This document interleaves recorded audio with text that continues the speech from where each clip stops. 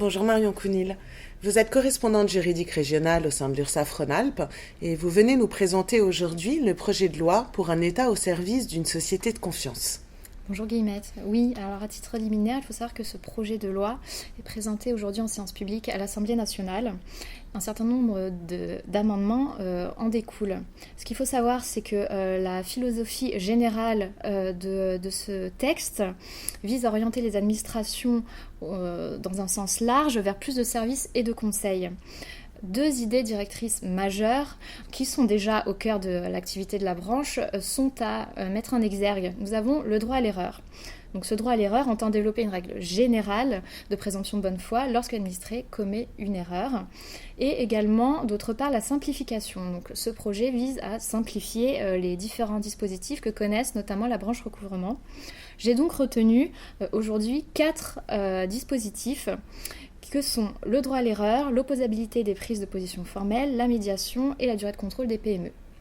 On a effectivement beaucoup parlé médiatiquement du droit à l'erreur. Vous pouvez nous en dire un petit peu plus ? Le droit à l'erreur est la possibilité pour le cotisant de se tromper pour la première fois et en toute bonne foi. Le législateur a d'ailleurs choisi de expliciter la notion de mauvaise foi dans la situation où l'administration, donc nous aujourd'hui l'URSSAF, devrait la démontrer. Rapidement, il s'agit de toute personne ayant délibérément méconnu une règle applicable à sa situation. Et donc, en cas de contestation, la preuve de la mauvaise foi et de la faute incombera à l'administration. Merci Marion. La seconde mesure dont vous parliez est l'opposabilité des prises de position formelles.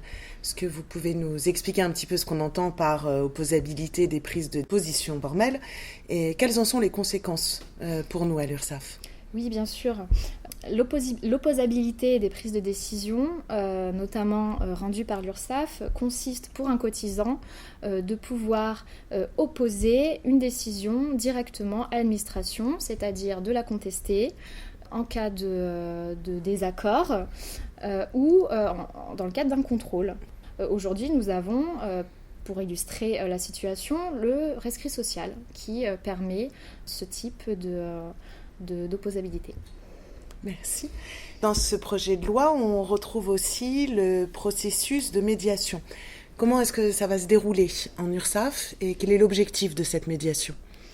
La médiation consiste à prendre une décision de manière plus équitable en faisant intervenir une tierce personne, là en l'occurrence un médiateur qui sera désigné par l'URSSAF de chaque région et prendra des décisions en opportunité tout en respectant rigoureusement les règles de droit, mais dans certaines occasions, écarter certaines consignes internes à la branche. Le directeur aura, quoi qu'il en soit, le dernier mot en cas d'échange avec le cotisant. Un décret d'ailleurs précisera l'ensemble des garanties qui encadreront ce dispositif particulier. Aujourd'hui, l'URA a engagé des travaux sur le sujet. Et ces travaux devraient porter leurs fruits courant 2018-2019. Le dernier aspect de ce projet de loi est relatif à la durée de contrôle des PME. Aujourd'hui, les URSSAF Auvergne-Rhône-Alpes et Hauts-de-France expérimentent, mais du coup, pour combien de temps, comment, selon quel principe ? Ce dispositif sera expérimenté sur 4 années. Sachant qu'une durée maximale de l'ensemble des contrôles devront être égale à 9 mois cumulés et déterminée sur une période de 3 ans dans un même établissement. Donc un dispositif innovant qui concernera uniquement les entreprises dont l'effectif sera inférieur à 250 salariés et dont le chiffre d'affaires n'excédera pas 50 millions d'euros.